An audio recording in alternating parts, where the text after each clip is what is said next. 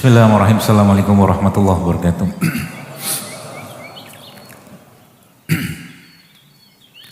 Alhamdulillah wassalatu wassalamu ala rasulillah wa ala alihi wa sahbihi wa mawala. Asyhadu an la ilaha illallah wahdahu la syarika lah wa asyhadu anna Muhammadan abduhu wa rasul nabiyya ba'da. Allahumma shalli wa sallim ala nabiyil karim nabiyina Muhammadin sallallahu alaihi wasallam wa ala alihi wa ashabihi wa man tabi'ahum bi ihsan ila yaumil qiyamah amma ba'd. Qala Allah Ta'ala fil Qur'anil Karim, a'udzubillahi minasyaitonir rajim. Qul in kuntum tuhibbunallah fattabi'uni bikumullah wa yaghfir lakum dzunubakum wallahu ghafurur rahim. Jemaah sekalian, kita bersyukur pada Allah hari ini di hari Jumat menuju hari Sabtu ini Allah masih berikan kesempatan kita untuk hadir kembali di buminya ini, untuk berada di rumahnya ini, dan untuk lebih banyak lagi bersyukur dan pasti mentadaburi ayat-ayat Allah Subhanahu wa taala yang begitu banyak tersebar di sekitar kita. Ayat-ayat tersebut tidak lain tidak bukan dijadikan Allah sebagai tanda-tanda kebesarannya untuk kita berpikir, merenung, mentadaburinya agar kita semakin dekat dan semakin tahu kita ini hidup mau ngapain dan setelah hidup ini mau ngapain. Urusan kita di dunia ini banyak, tapi urusan kita setelah di dunia jauh lebih banyak. Ya, maka ketika hidup di dunia seperti ini yang kita lakukan ya lebih dominan pastinya dan harus menjadi prioritas utama kita adalah kebaikan, kebaikan, dan kebaikan. Jangan buat musuh ya, tapi perbanyak teman. Perbanyak orang-orang yang nanti bersaksi kepada kita ya di yaumil hisab akan kebaikan-kebaikan yang kita lakukan. Itu sebabnya kalau kita sudah semakin tahu tentang esensi kehidupan, maka kita akan berpikirnya bagaimana untuk mempersiapkan kehidupan lagi setelah ini. Ya. Mukmin itu Bapak sekalian, kalau kita belajar dari kisah-kisah para sahabat, ya, kisah-kisah para salafus soleh, Rasulullah sendiri pastinya, kita nggak butuh banyak motivator. Motivator kita cukup satu aja, atau dua lah mungkin bahasa saya. Motivator kita dua. Kalau nggak surga, neraka. Motivator kita, surga memberikan motivasi kepada kita untuk masuk ke dalamnya. Neraka memberikan motivasi kepada kita untuk jangan sampai masuk ke dalamnya. Cukup itu aja. Kalau kita sudah semakin tahu tentang esensi, maka kita akan berpikir, terus berpikir, merenung ya, untuk berkata-kata, untuk bersikap, untuk melihat, untuk ngapa-ngapain itu mikir dulu. Afala ta'qilun kata Allah. Tidakkah kau berpikir? Afala tadabbarun? Ya. Mata Anda sekarang melihat saya berkedip tanpa Anda perintahkan. Mata kita sekarang, jantung yang ada dalam badan Anda sekarang berdetak bernyut tanpa kita perintahkan.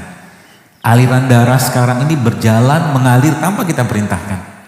Semua berjalan dengan sendirinya. Bahkan mungkin tadi ada yang sempat makan, ketika makanan itu masuk ke tenggorokan kita dan katakanlah sudah sepertengah atau setengah jari kayak begini masuk ke tenggorokan, sudah tidak ada lagi peran kita di sana. Allah yang mengurusnya, Allah yang mendorongnya dengan kuasa Allah, dan akhirnya itu sebagian menjadi bagian dari tubuh kita dan sebagian lagi berubah menjadi kotoran. Begitulah kuasa Allah. Maka Allah Subhanahu wa taala memberi sebuah ya, atau mungkin memberi banyak sekali informasi kepada kita dari firman-firman Allah Subhanahu wa taala kepada kita semua. Contoh, sanurihim ayatina fil afaq wa fi anfusihim hatta yatabayyana lahum annahu haq. Kata Allah, kami akan perlihatkan tanda-tanda kebesaran kami di segenap penjuru langit dan pada diri mereka sendiri, sehingga jelaslah bahwa Al-Quran itu benar. Apakah di sini katakanlah mungkin kita membahas sedikit nggak ada tanda-tanda kebesaran Allah? Ada di sini. Ya, ini kenapa bentuknya kayak begini? Allah yang berkehendak kayak begini. Ketika bicara ini kenapa daunnya kayak begini? Allah yang berkehendak kayak begini. Gitulah. Dimanapun kita melihat, kita akan melihat wajah Allah. Ya, di sini tanda-tanda kebesarannya di sini. Dan karena manusia itu makhluk hidup, Bapak Ibu sekalian, maka dia harus makan yang hidup-hidup. Ya. Ketika dia tidak hidup lagi atau yang dimakan sudah tidak hidup lagi, apa yang terjadi? Yang terjadi yang bermasalah pertama kali apanya? Hatinya akan bermasalah. Kolbunya, iman akan bermasalah. Ya. Itu sebabnya dalam Islam sering sekali saya sampaikan di kajian-kajian, saya katakan bahwa konsep sehat dalam Islam itu harus sehat, bukan sehat fisik dulu, sehat kolbu dulu.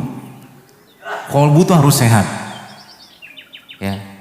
Kolbu itu harus sehat. Pertanyaannya kalau saya tanya, Ini kan banyak makanan ya, sebenarnya kita mau pesta, bikin rujak.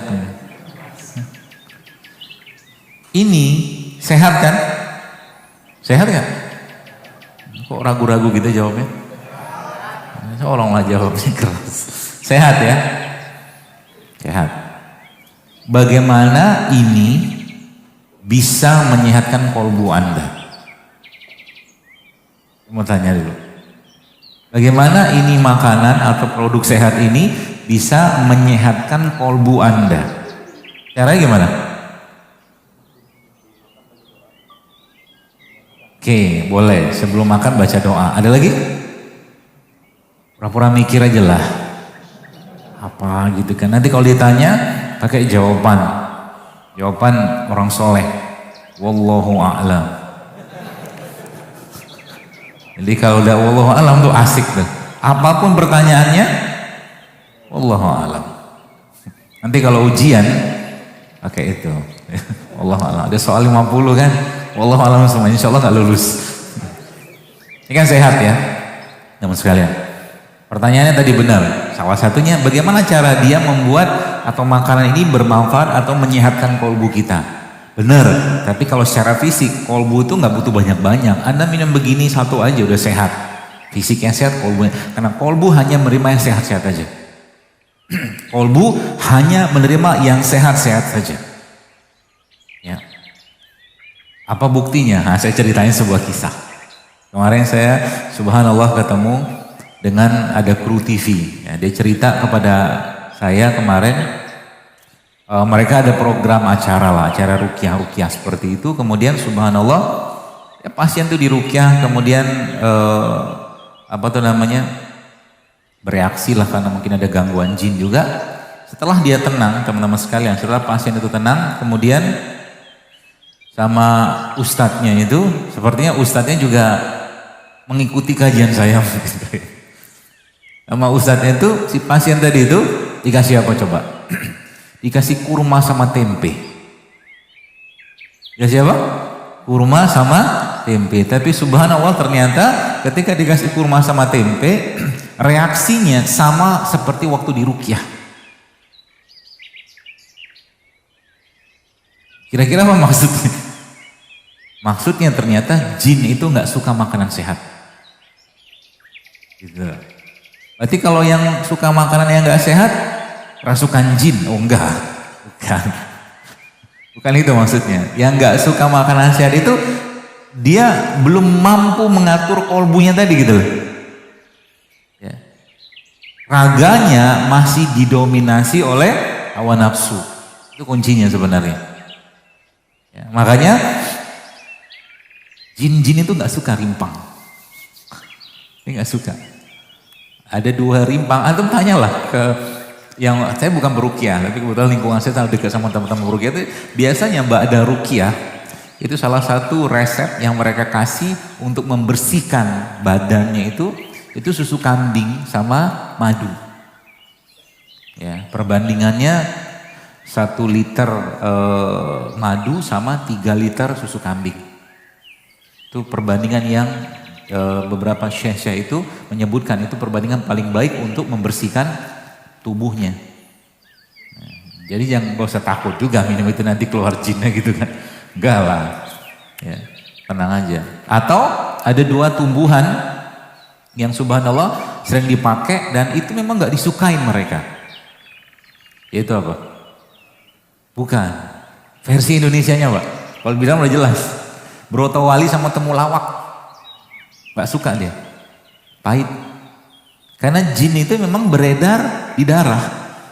Jadi kalau darahnya banyak micin, gitu kan, suka dia. Ya, darahnya banyak, sampah-sampahnya, suka dia. Karena dia suka yang kotor-kotor kan gitu kan. Seperti itu. Dia nggak suka begini-beginian. Maka memang butuh ekstra. Butuh ekstra perjuangan jiwa untuk minum kayak beginian loh. Coba deh saya tanya, ini kan jahe nih, atau mungkin yang agak sedikit, itulah misalkan anak-anak muda zaman sekarang ini kan kunyit nih. Kunyit.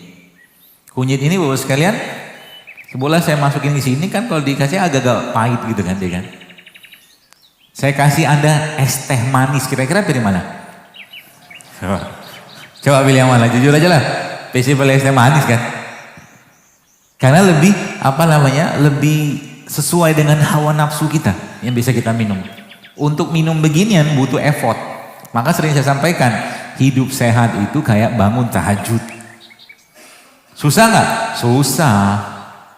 Tapi kalau orang bangun tahajud itu nggak dipaksain, sampai mati juga nggak bakal tahajud. Seperti itu, ya. Jadi sama kayak hidup sehat. Nah, pertanyaannya, hidup sehat itu untuk apa?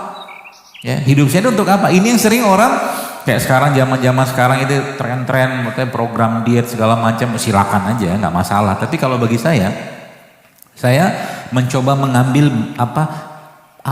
missing linknya apa di sini. Ternyata memang subhanallah, mukmin itu memang hidupnya harus sehat. Harus sehat. Sebab apa? Untuk sholat kita butuh kaki yang kuat loh. Betul? Untuk bangun malam kita butuh fisik yang kuat. Untuk puasa kita butuh fisik juga. Orang yang sakit nggak bakal bisa puasa. Sakit-sakit berat ya seperti itu. Ya. Maka seluruh ibadah yang Allah Subhanahu wa perintahkan, Bapak Ibu sekalian, itu pada akhirnya membutuhkan fisik yang kuat.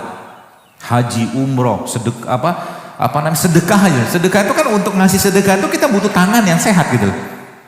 Seperti itu. Ya. Jadi wa ma khalaqtul jinna wal insa illa liya'budun. Kita diciptakan Allah itu untuk apa? Untuk beribadah. Ibadah itu butuh sehat, gitu lah. Ibadah itu butuh sehat. Maka yang perlu sekarang ya kita perbaiki adalah sebenarnya bukan raganya. Karena raga kita sudah berlebihan makanan. Betul nggak? Tanda-tanda kita berlebihan makanan apa? Gemuk, gendut, ya kan? Dan Nabi sudah memberikan sinyal itu 1400 tahun yang lalu. Kata Nabi apa? Aku melihat di akhir zaman, kata Rasulullah SAW, fenomena di kalangan umatku yang gemuk. Betul? Gemuk itu karena apa? Banyak makan, apalagi? Gak usah dibahas gitu. Gemuk karena banyak makan gitu loh. Gak apa-apa yang gemuk. Ya. Lucu. Gemesin gitu kan. Imut. Tapi akan jauh lebih luar biasa ya kalau dikuruskan. Dan obat kuatnya laki-laki itu adalah hidup sehat. Saya Masya Allah ya beberapa waktu lalu tuh ketemu dengan beberapa ikhwah yang kebetulan ada kajian tempat dia cerita ke saya, dok, Masya Allah sekarang kualitas hubungan suami istri mereka membaik luar biasa. Nagih terus tiap hari, coba.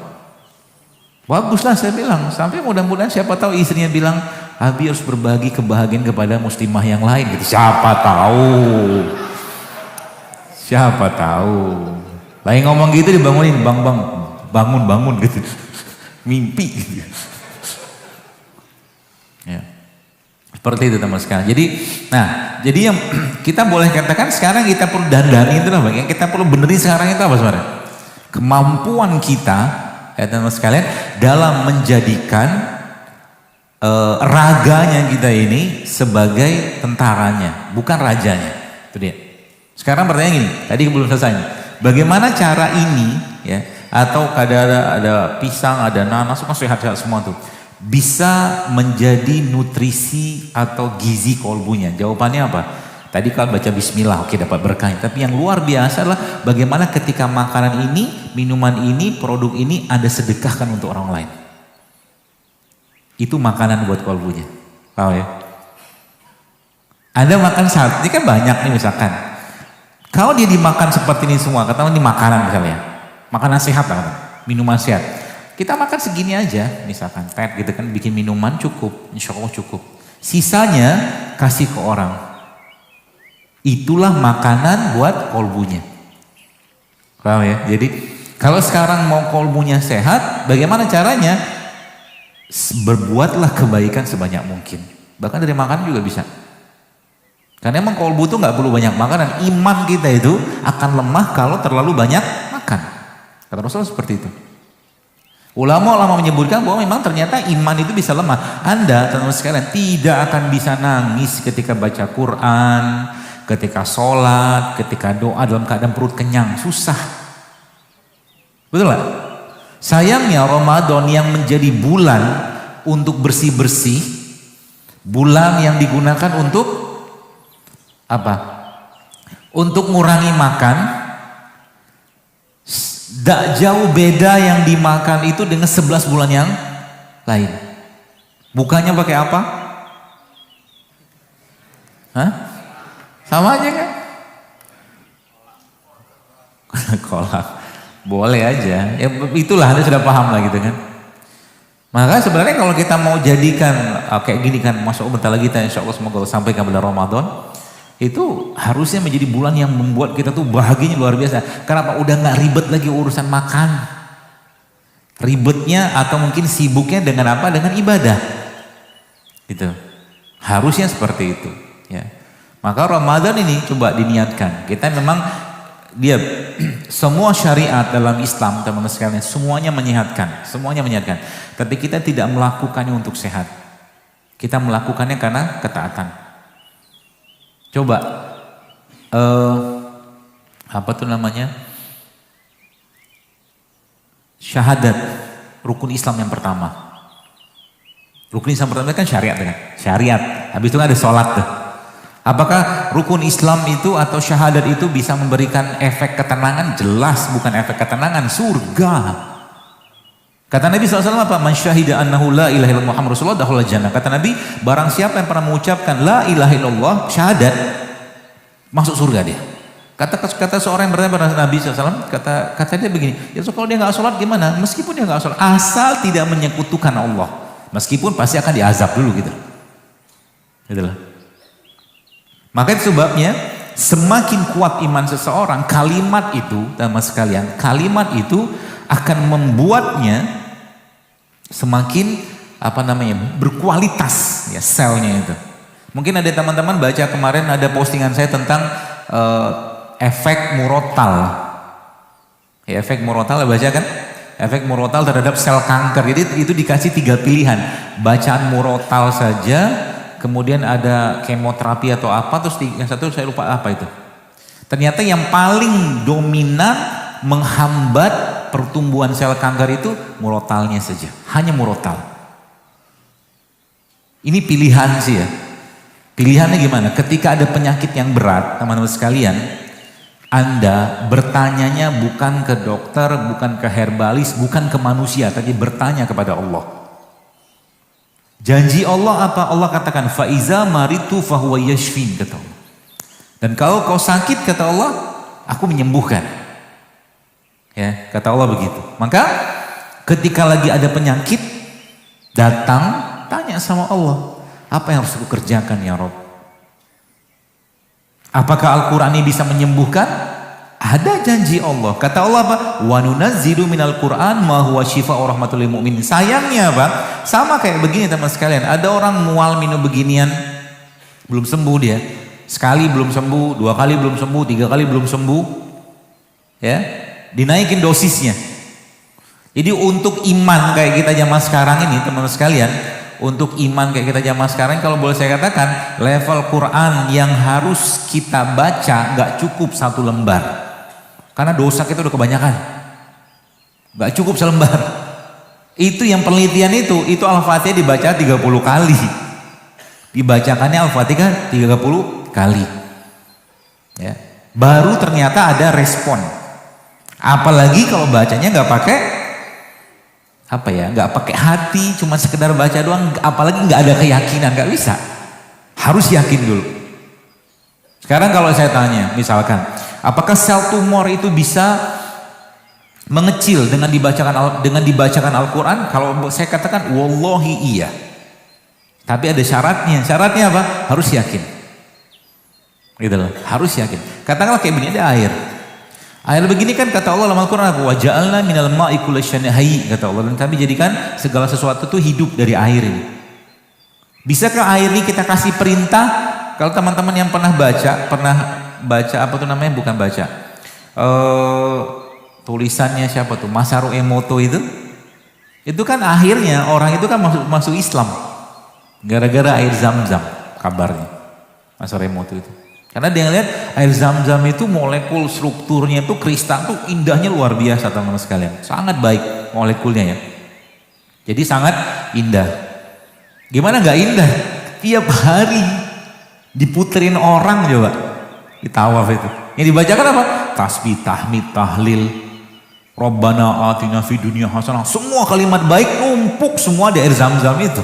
Wajar dia bisa memberikan efek.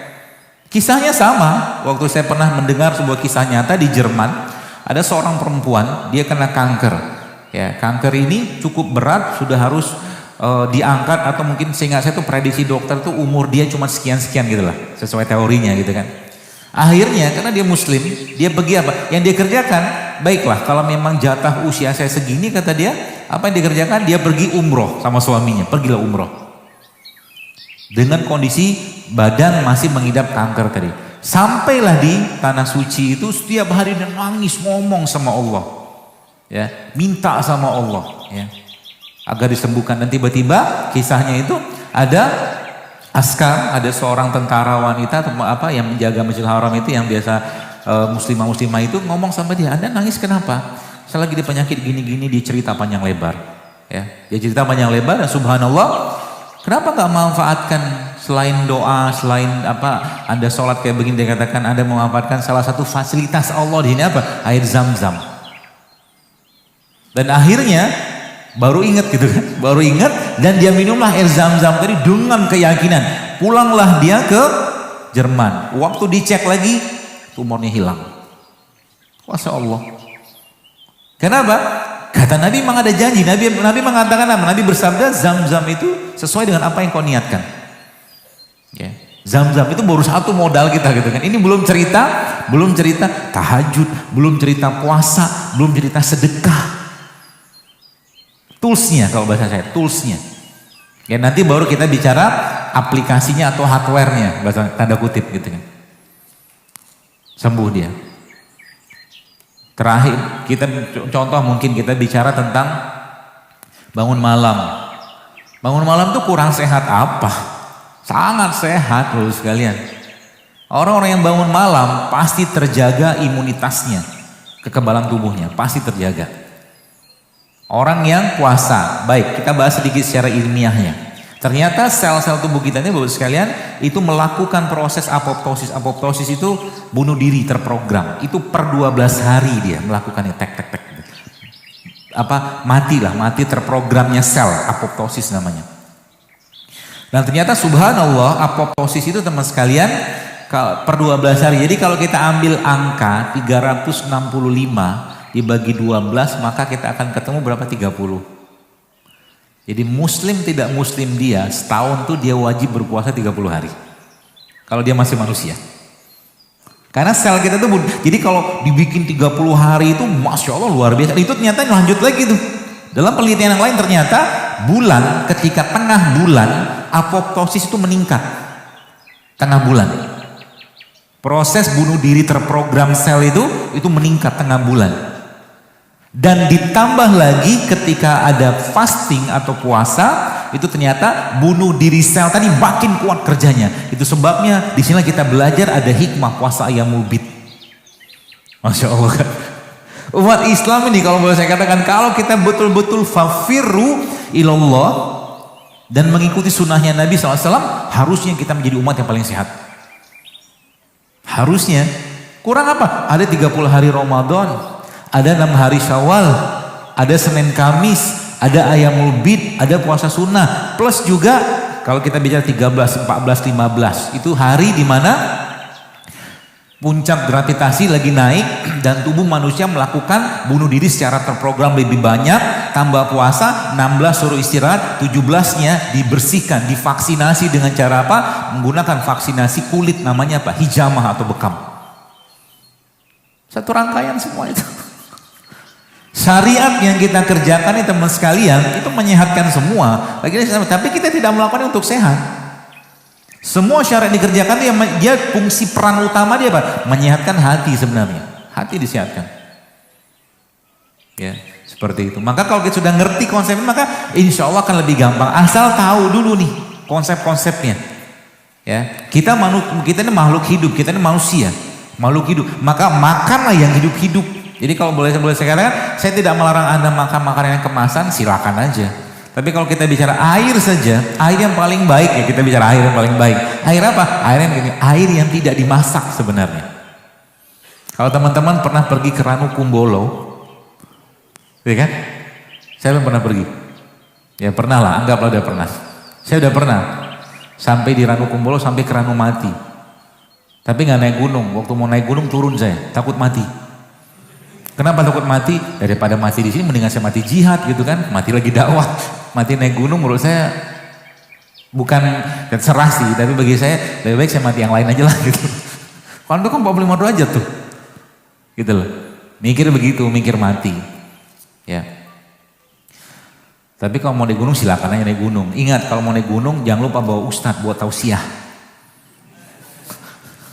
Oh iya. Ada beberapa teman-teman itu mereka muslim traveler gitu kan, mereka subhanallah pokoknya momen apapun itu mereka manfaatkan untuk ngasih ini nutrisi buat hatinya. Yang naik sepedaan ya, ke hutan ke apa gitu tetap ustadznya dibawa.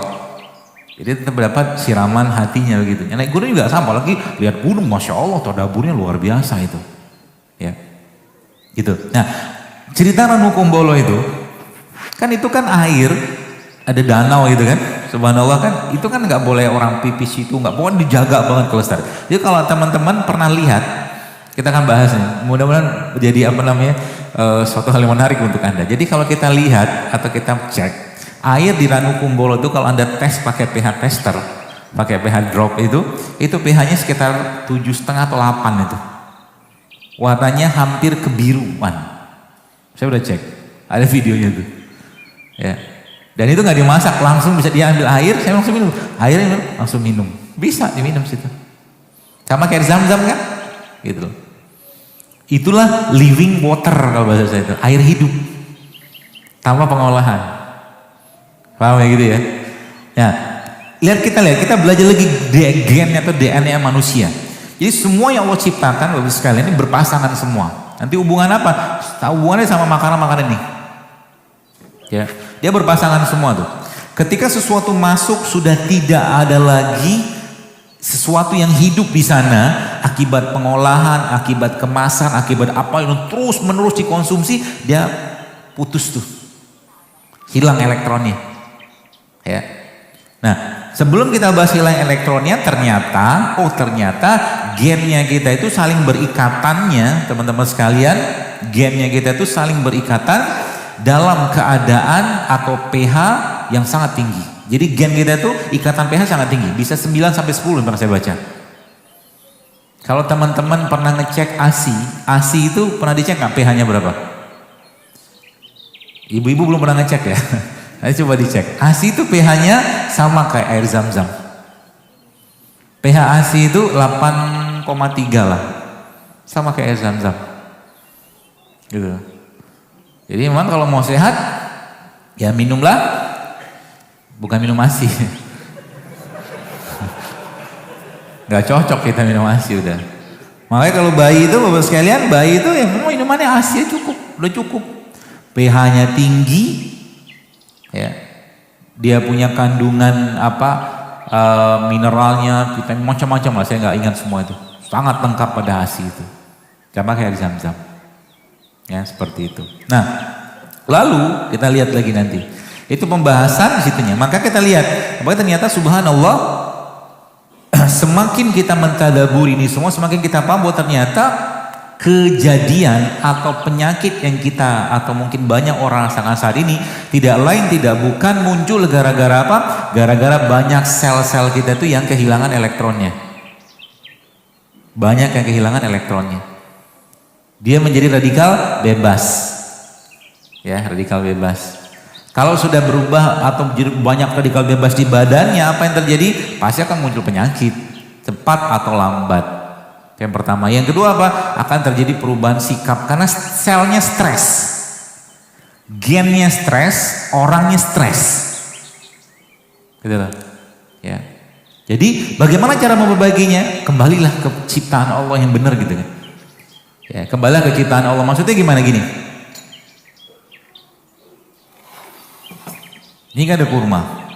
Kurma nih Bapak sekalian, salah satu makanan terbaiknya perut kita, kurma. Ya. Jadi kalau teman-teman pernah baca tentang apa tuh namanya, satu kondisi yang disebut dengan leaky gut. Leaky gut tuh ususnya bocor. Jadi usus kita tuh rapat kayak begini nih.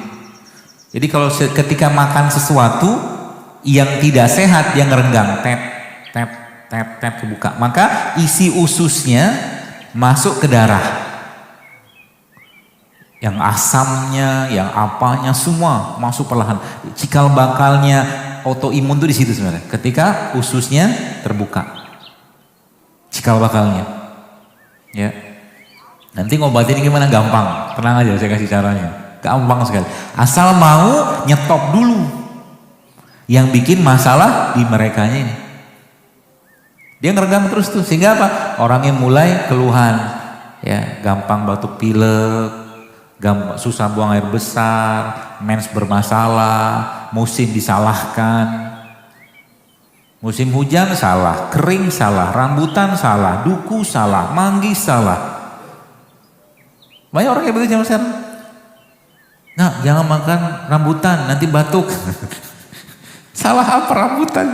Makan aja. Lagi ada musim, kalau rambutannya bener ya, dalam jumlah tidak berlebihan, insya Allah aman, tenang aja. Lagi musim tertentu, musim manggis, makan manggis, semua dimakan, bijinya dimakan. Ketawa dia. Lalu saya cerita sedikit ya, saya tunjukin ini, biar teman-teman paham. Ini Pak Bu, ini kan apa namanya? Ini buah pepaya. Manggis, ngetes aja. Ini manggisnya mungkin sudah uzur. Susah di coba. Antum bisa nggak? Masya Allah. Emang butuh kekuatan laki-laki. Emang nggak bisa. Ya udah gak usah manggis deh. Aja deh apukat. Susah bener. Baik. Apukat contohnya. Alhamdulillah. Ah gitu. Oh iya kan bermasalah nih manggis ini. Gak apa-apa. Kalau dia udah busuk kayak begini dia. Maka kalau beli manggis harus tahu cara memilihnya yang baik dan benar. Semangka juga sama. Semangka tuh sudah tahu cara beli semangka yang benar? Saya nggak tahu, saya ajarin. Jadi saya ini dokter apa tukang buah?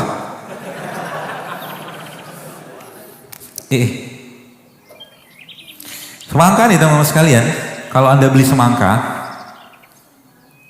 karena sering main basket, jadi bisa pegang satu tangan. Kalau beli semangka, nih tandanya nih. Yang putihnya ini, semakin gede dia dan semakin dia warnanya krem, semakin bagus dalamnya. Bentuknya juga sama, semangka yang lonjong sama semangka yang bulat itu beda tuh. Ya, kalau yang kayak begini nih biasanya, seingat saya, yang saya ingat cuma ini doang. Tapi kalau yang lonjong sama itu hubungannya sama airnya. Ya, nanti tanya sama tukang buahnya. Sekarang saya bukan tukang buah. Tapi intinya kayak gini bener ini yang ini nih. Kayak gini nih. Jadi semakin banyak apa namanya bokongnya ini yang kena tanah itu ya. Yang apa warnanya krem gitu dan semakin dia kecoklatan semakin bagus semangka. Nah, kita lihat semangka ini teman sekalian itu Masya Allah ya. Kenapa Masya Allah kita potong semangkanya. Semoga ada bijinya.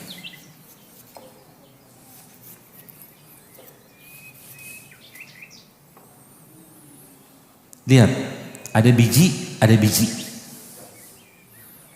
Ya. Ini mengandung antioksidan. Bijinya ini. Ini lemaknya. Maka biasanya Allah bukan umumnya, setahu saya yang saya beberapa sih buah-buahan tertentu itu bijinya tuh justru malah tinggi asam aminonya. Ya, termasuk durian. Durian itu bijinya sangat tinggi asam amino. Jadi kalau Anda makan durian, lebih baik makan bijinya. Serius. Serius.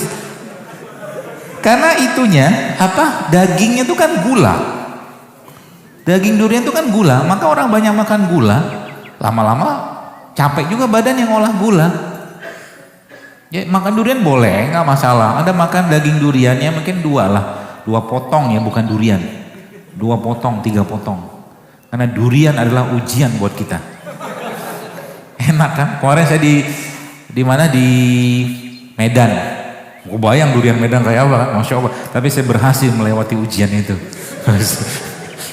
Karena emang tubuh saya sekarang mau makan durian agak banyak, berat, kembung saya. Ya, saya makan durian 3 atau 5 gitu kan, hanya 3 atau 5, sampai 5 aja. Karena nggak ada yang bikin, bijinya boleh dimakan boleh, tapi direbus aja, kayak orang bikin beton tuh loh. Biji nangka, cempedak, banyak banget biji-bijinya kita bisa makan. Ini biji ini 1, bijinya bisa dimakan, sangat baik. Allah Subhanahu wa taala menciptakan mereka ini semuanya bermanfaat. Ini ya, Masya Allah ya, kalau kita bahas semangka nih aja, dari mulai kulit ininya, ijonya, kulit putihnya, dagingnya sampai ke bijinya, termasuk bijinya ini teman-teman sekalian, ini bagus banget untuk memperbaiki kualitas sperma. Masya Allah kan? Ini juga sama. Ini anggur, kurma, udah malam. Masya Allah nih, ini ya. Kalau bapak-bapak nih mau bikin kopi pakai biji kurma tuh luar biasa manfaatnya. Makanya kalau makan kurma memang bagusnya semuanya. Jangan reaktif dulu. Bagaimana cara makan kurma langsung semuanya? Masukin ke air kayak begini. Terus dibikin kayak begini. Ini kan kayak Anda tunggu 6 jam atau 10 jam. Anda kalau udah kayak begini lama-lama si kurmanya terekstrak, keluar, masuk ke air. Maka Anda seperti bahasa saya, makan kurma sama bijinya. Ini kita kenal dengan infus. Seperti itu ya, paham ya? Dan bisa kita ganti macam-macam. Mau kayak kurma boleh, mau kayak semangka boleh, macam-macam. Ya. Jadi kembali ke sini tadi. Allah SWT menciptakan mereka semua lengkap. Jadi kalau makan semangka, gimana cara makan semangka yang bagus? Kan sudah saya bilang kan, makan semuanya. Tapi kan gak lazim. Kita kan gak biasa makan kurma terus menerus kan, gak biasa makan seperti ini, maka cara makannya udah cemplungin aja. Jadi kita seperti makan kurma semangka sama kulitnya. Infus. Kalau dia Nabi kan nabis. Ya, seperti itu. Apa manfaatnya? Oh, Masya Allah bagus sekalian. Jadi Indonesia nih kalau kita bikin bank biji, kita punya banyak sekali biji-biji yang bermanfaat. Rambutan itu bermanfaat bijinya. Semangka bermanfaat bijinya. Kurma kita nggak banyak di sini karena impor kan. Kemudian manggis, duku, durian, ya cempedak, nangka, oh Masya Allah, kedondong yang saya belum ketemu. Manfaatnya apa? Mungkin bermanfaat, tapi Allah a'lam, nggak tahu. Ya ini kayak begini ya, Anda pagi-pagi misalkan ini ada sebentar parut gitu kan, parut, kasih air panas, kasih madu, udah jadi teh antioksidan. Makannya sama ini. Masya Allah ya kan, ini kan tinggal dikerok. Ini coba kita bikin.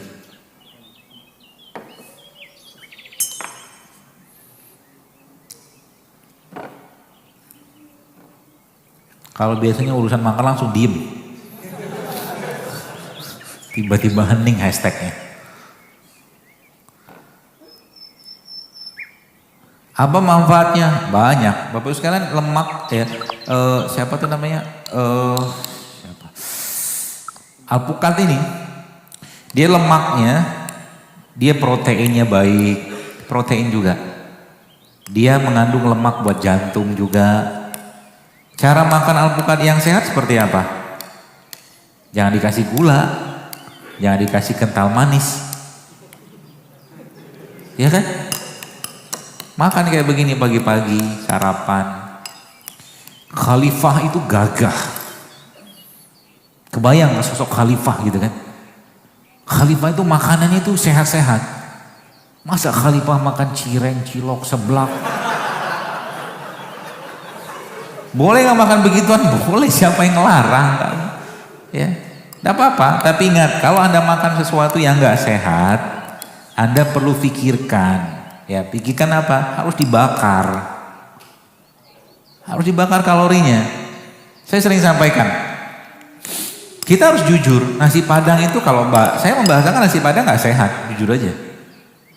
Tapi apakah kalau kita makan nasi Padang bermasalah? Kenapa orang zaman dulu makan nasi Padang biasa-biasa aja? Oh beda kebiasaan. Orang Padang yang dulu makan nasi Padang, mereka habis makan nasi Padang bercangkul, beladang, bertani. Naik sepeda, naik gunung, kebakar kalorinya. Kita habis makan ngapain? Tidur, update status.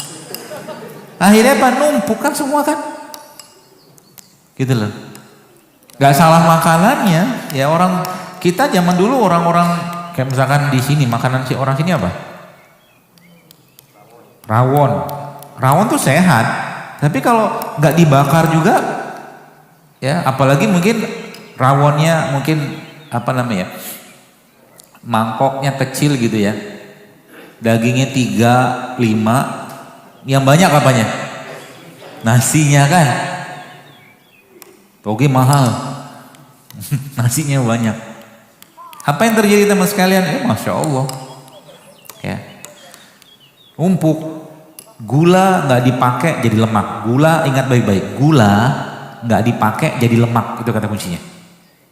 Ya, semua gula-gula yang sifatnya gula-gula sederhana, yang berasal dari gula rafinasi itu gula olahan, lama-lama akan numpuk jadi lemak.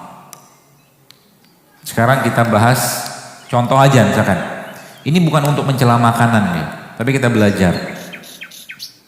Nasi goreng misalkan. Nasi goreng itu sehat gak? Kok ragu-ragu gitu jawabnya? Sehat? Kenapa gak sehat?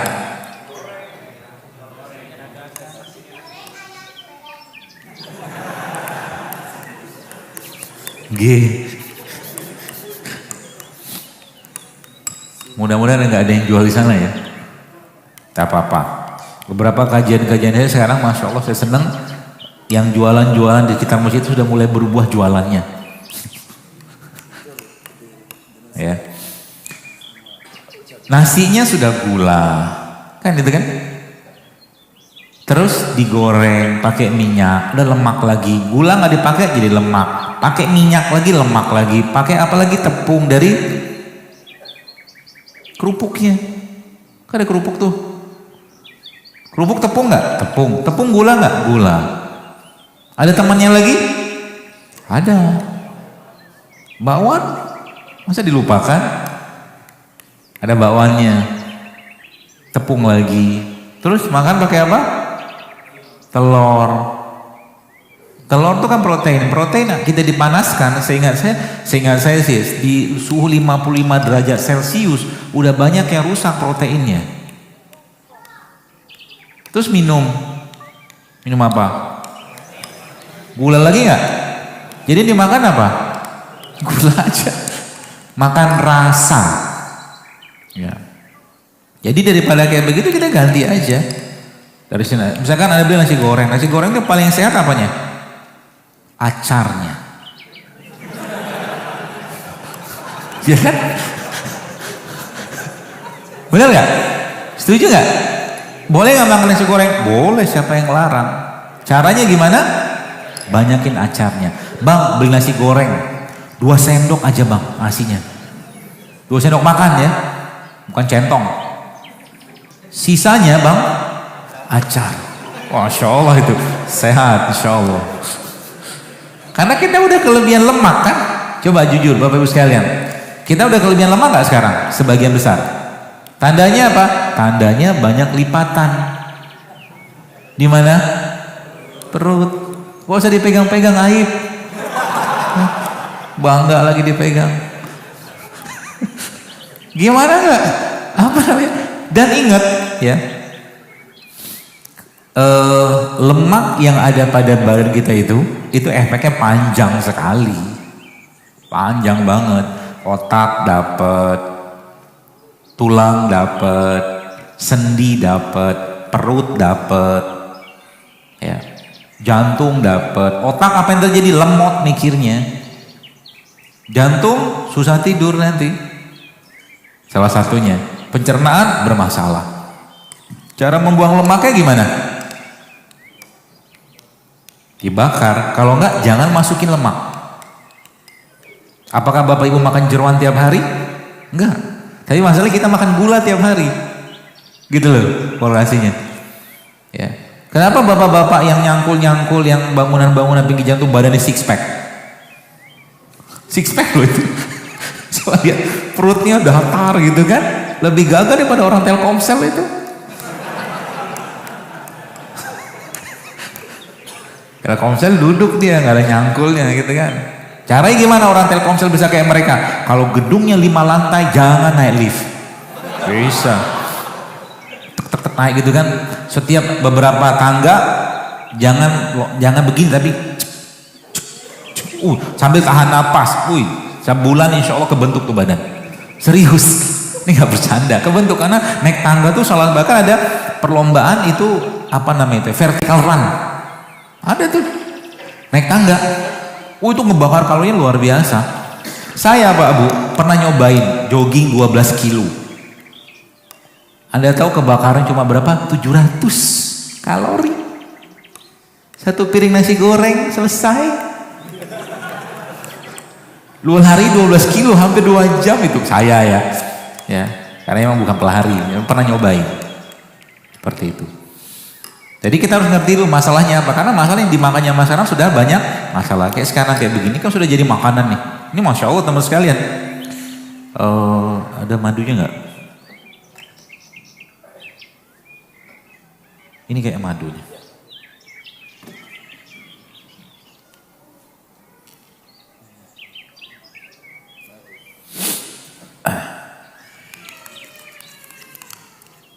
Makan kayak begini pagi-pagi, saben hari, jantung Anda akan sehat. Otak Anda akan sehat, pembuluh darah Anda akan sehat. Ya, ini namanya bubur alpukat. Lagi asik Anda kan, Masya Allah, saya bertekad gitu kan, ingin mengubah diri saya lebih hidup sehat.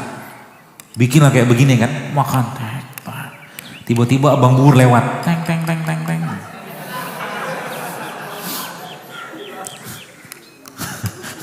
Terus gimana? Sampaikan selamat tinggal pada beliau. Enggak lah, tenang aja. Buburan bisa dibikin sehat gak? Bisa. Caranya gimana? Bisa bubur ayam dibikin sehat. Caranya berasnya diganti. Jadi beras merah, beras hitam, kalau nggak beras coklat. Lebih sehat lagi bubur ayam itu kalau apa? Anda beli kuahnya, terus dikasih sayurnya banyak-banyak.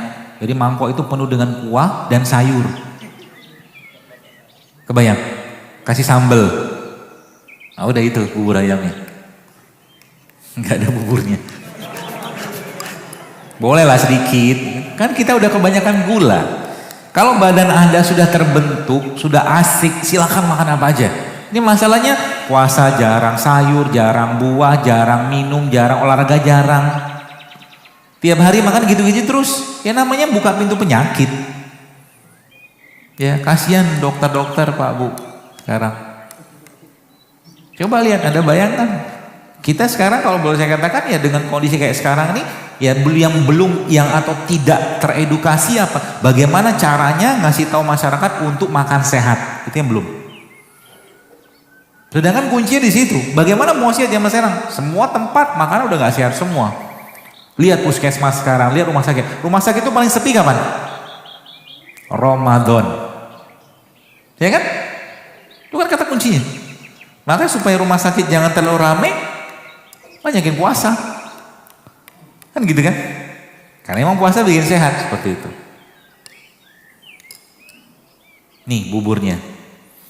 Apa yang terjadi buat sekalian? Lengkap di sini. Apalagi Anda, Masya Allah, ini sumber asam amino yang paling baik itu ya tadi ada madu, ya ada kurma, ya seperti ini. Ya, gampang. Murah nggak ini? Sebenarnya murah sih. Ya. Alpukat kira-kira 5.000 dapat nggak satu? Dapat. Bubur ayam? Lebih malah sekarang. Jadi kalau ada orang bilang hidup sehat itu mahal, kata siapa? Ya kan? Sekarang mahasiswa ada pernah nanya saya, dokter saya mahasiswa dengan low budget, bagaimana cara hidup sehat? Jawaban saya apa? Banyakin puasa. Iya kan? Nanti kalau lagi mau buka puasa, datangin masjid-masjid. Lebih irit lagi. Jadi puasa Daud gitu kan, lebih banyak lagi uang bulan bisa dihemat. Iya kan? Nanti hari-harinya dia menjadi pemuda rimpang. Wize. Tangannya sering pagi-pagi itu waktu datang kuliah kuning-kuning. Bikin kunyit. Ini pemuda yang spermanya subur. Serius. India itu kan begitu teman sekalian. Negara yang subhanallah angka demensianya yang saya baca ya. India itu angka demensi itu paling rendah di dunia. Salah satu yang paling rendah. Kenapa? Ternyata karena kunyit salah satunya. Jadi kunyit ini salah satu rimpang. Rimpang itu tumbuhan yang akarnya di bawah, batangnya di bawah itu rimpang. Kunyit, jahe, lengkuas itu rimpang. Ya itu subhanallah ternyata bisa mencegah pikun. Kunyit. Negara kita 350 tahun dijajah. Yang diambil ya mereka-mereka ini sebenarnya. Sayangnya pemuda zaman sekarang sudah lupa dengan mereka. Ya, kalau Bung Tomo itu masih hidup, ya saya mau tanya sama dia. Dulu minumnya apa? Makannya apa? Jawabannya ubi rebus, singkong rebus gitu kan. Pisang rebus, jahe, kunyit, pasti gitu-gitu aja. Akhirnya mereka bisa fight, bisa berjuang. Ini gimana mau apa namanya ya? Gimana mau kita berjuang gitu lah? Makannya saban hari kerupuk lagi. Makanan gak sehat lagi seperti itu. Oh, Masya Allah. Nah, ini cerita nih beliau, Masya Allah cerita. Kemarin saya ketemu Kamil. Ahmad dan Kamil itu ada dua anak kembar itu, ya yang mereka hafal Quran itu. Kebetulan,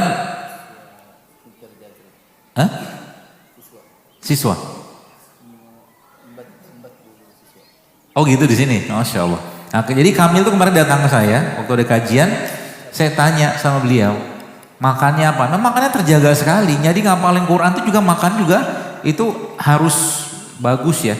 Ini tadi beliau juga sempat cerita, Masya Allah nih, beliau cerita murid-murid saya menghafal Quran, mereka banyak makan paprika sama nasi.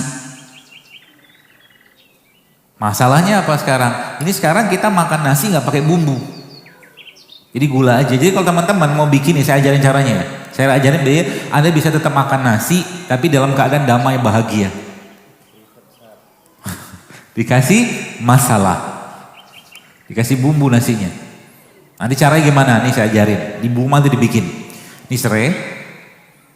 Kemudian Anda ambil bawang merah, bawang putih, terus kasih cabai. Potong. Cabai rawit ya dipotong. Lalu tumisnya pakai minyak zaitun, tumis pelan aja, kasih garam sedikit ya, kasih lada hitam sedikit, paprika seperti itu. Lalu nasi tadi itu yang sudah dikasih minyak zaitun, tapi cuman apa ya, bumbunya apa manasin itu jangan lama-lama, jangan boleh terlalu panas. Setelah udah jadi itu mereka udah cium baunya, nasinya tadi campurin ke mereka. Itu insya Allah nasinya jadi penuh dengan serat. Itu bisa dipakai tuh. Tapi ini bukan nasi goreng ya. Ya, bukan nasi goreng. Kayak nasi liwet jadinya. Ya, itu insya Allah akan sehat. Ya, seperti itu. Nah, kita kembali ke sini teman sekalian. Jadi, bagaimana cara memperbaikinya? Ya, kita harus stop dulu nih, bukan stop sih. Saya katakan kita ganti. Ada 4 yang sering saya sampaikan dan berulang kali saya sampaikan. Ya. Ada 4 yang Bapak Ibu sekalian perlu ganti karena banyak sekarang orang yang dimakan sebagian besar adalah gula yang jenisnya gula-gula sederhana. Contoh apa? Nasi putih. Ya. Kita nggak makan nasi kira-kira aman nggak? Aman. Tapi kita butuh karbohidrat. Nih contohnya. Ini kan karbohidrat, ini kan gula nih. Ya. Pisang ini Masya Allah teman sekalian. Pisang ini dari mulai apa tuh namanya? Dari mulai kulitnya, dagingnya semua bermanfaat. Jadi bagian yang paling tinggi bahan baku untuk membuat hormon kebahagiaan itu ada pada pisang yang ada titik-titik hitamnya. Ya. Itu terletak pada dagingnya. Yang bagian nomor 2-nya ada pada kulitnya. Jadi kalau makan pisang memang bagusnya sama kulitnya. Kalau bisa, kan nggak lazim kan. Caranya gimana? Blender aja sama kulitnya. Cari pisang kampung gitu, cuci, blender, makan. Jadi bubur kayak tadi makan. Masya Allah kan pisang. Ya. Termasuk ini nih. Ini. Kelapa. Gen kita tadi baru satu tadi ya nasi ya. Yang kedua apa? Tepung. Coba kurangi tepung. Segala jenis bentuk tepung kurangi, ganti dengan tepung gandum. Nabi punya tepung namanya talbinah. Salah satu tepung yang baik. Ya. Kemudian gula pasir, Anda ganti sama apa? Sama kurma. Jadi bikin apapun pakai kurma, pakai madu aja. Insya Allah baik.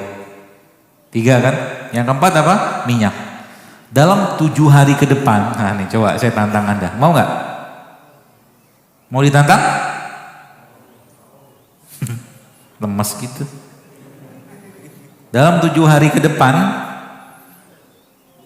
Bapak Ibu sekalian tidak makan nasi putih. 7 hari ke depan. Antum? Betul. Makan aja. Itu dibuat dengan cinta itu. Masya Allah. Jadi dalam 7 hari ke depan, Masya Allah. Dalam 7 hari ke depan gak ada nasi. Siap? Mendadak sedih gitu. Siap gak?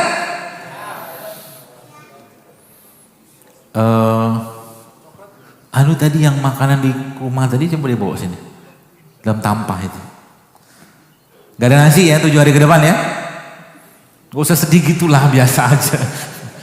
Terus yang kedua, gak ada gula pasir. Ya.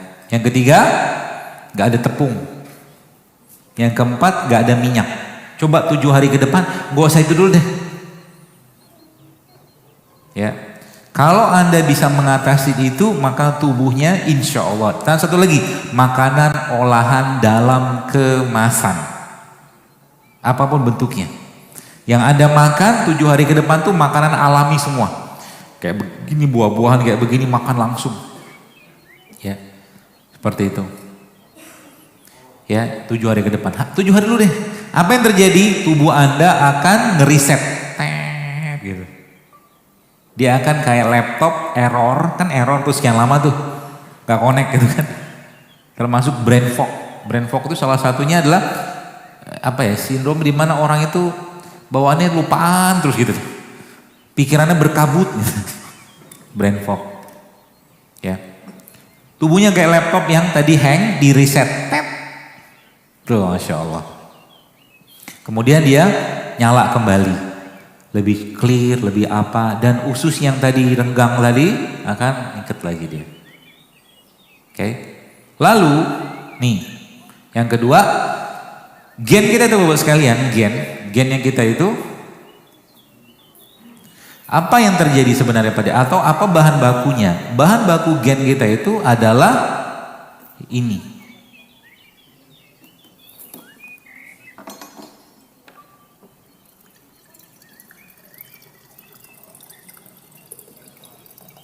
Air kelapa. Jadi air kelapa ini adalah air dengan sterilitas yang diciptakan oleh Allah. Jadi kalau bikin air kelapa ini, kalau bikin santan pakai ini kan, airnya jangan dibuang. Ini orang-orang yang sudah agak-agak senior, 40-50 tahun ke atas, minumnya ini. Air kelapa tua. Ini kan tua nih. Airnya aja minum. Karena dia sangat tinggi makronutrien dan dia punya asam amino. Mineral, subhanallah. Jadi kalau Bapak Ibu datang ke abang-abang atau mas-mas yang giling kelapa itu sayang banget ini dibuang ini. Masya Allah, ini obat banget ini. Gak perlu beli air kelapa muda. Ini udah obat. Ya. Yang mudanya itu, ya, air kelapa muda itu teman sekalian itu Masya Allah. Ini canggih banget nih orang. Pertama kali Surabaya. Nah, boleh di atas. Kalau Bung Tomo masih hidup mungkin dia makan beginian ya. Ya, maksudnya ya makan orang kita zaman dulu lah. Ini kan karbo. Ya kan? Gak makan nasi kira-kira makannya bisa gak? Bisa, ganti nasinya. Ini kan karbo.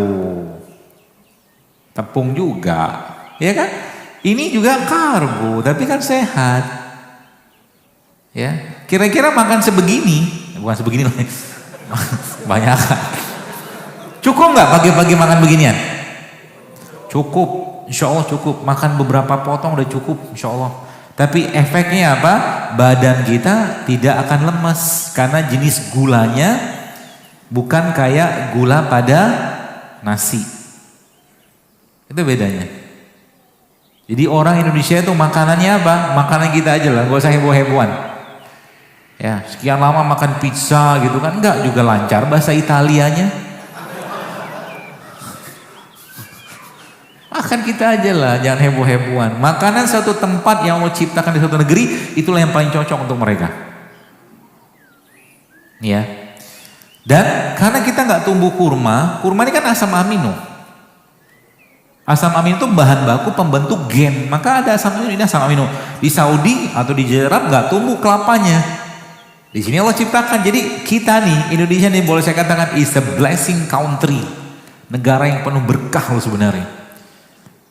Ya, kalau seandainya penduduk negeri ini bertakwa kan kalau bahasa saya dalam persepsi saya gitu ya. Persepsi kesehatan dengan cara apa? Kembali ke apa-apa yang Allah ciptakan di sini untuk kita bersyukur dengan rempah, dengan rimpang kayak beginian, maka harusnya Indonesia menjadi negara yang paling sehat. Harusnya. Tapi nafsunya harus kita kendalikan juga kan. Ini air kelapa. Minum air kelapa muda kayak begini kan, anggaplah ini muda, kayak sepertinya sih muda. 3 bulan ya, 1 hari air kelapa, satu begini aja 1 hari turun tensinya insya Allah. Ya, tekanan darah turun, gennya akan bener lagi ya. Airnya aja, gak usah dagingnya. Masya Allah kan. Tambah dengan makan beginian. Ya, apalagi tambah kita dengan begini, jadi mulailah berdekatan atau kembali ke mereka ini. Pagi-pagi misalkan tinggal dikupas sedikit, tek, digeprek, kasih air panas, kasih madu atau gula aren, kan gula aren, selesai. Gak ribet kita. Itu jauh lebih menyehatkan daripada minum teh saset. Bagi bapak-bapak yang suka makan kopi atau minum kopi, maaf. Silakan aja minum kopi, bagus. Pagi-pagi minum kopi. 1 gelas, 1 cangkir, tapi jangan pakai gula. Ya. Karena kopi akan menekan rasa lapar. Gak bawaannya pengen banyak makan. Kopi itu canggih begitu. Kopi, teh hijau, kayu manis, termasuk air putih juga bisa menekan rasa lapar. Jadi kalau yang masih suka makan gorengan, kalau sudah pernah ceritakan cara makan gorengan yang baik. Gorengannya dipotong-potong, siapin kuahnya, kacang atau apa gitu kan, celupin. Waktu mau makan, sebelum Anda ambil pakai garpu, Anda cemplungin gitu kan, cium dulu. Gitu. Waktu sudah selesai cium udah taruh minum air putih. Ulangi berkali-kali.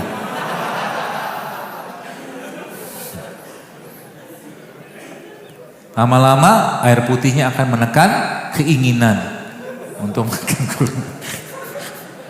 Sekarang saya tanya Bapak sekalian. Ini pisang rebus. Mana sehat dengan pisang goreng? Udah tahu tuh, pinter. Ya kan? Sekarang misalkan kita bicara gorengan. Mana sehat dengan singkong rebus? Rebus kan? Gak ada minyak, gak ada tepung. Dia ada tepung, tapi tepungnya dia tepung yang masih kompleks gitu loh, bahasa gitu loh. Kalau udah bicara gorengan, dia sudah gak kompleks lagi gitu loh. Ya kita makan tiap hari kan. Jadi kalau kita kembali ini apalagi kayak begini, ini Masya Allah, ini kan kacang apa nih? Edamame, ini kan protein. Ada proteinnya, ada karbohidratnya, ada seratnya juga. Ini juga punya serat, ini juga punya serat. Komplit coba, Masya Allah.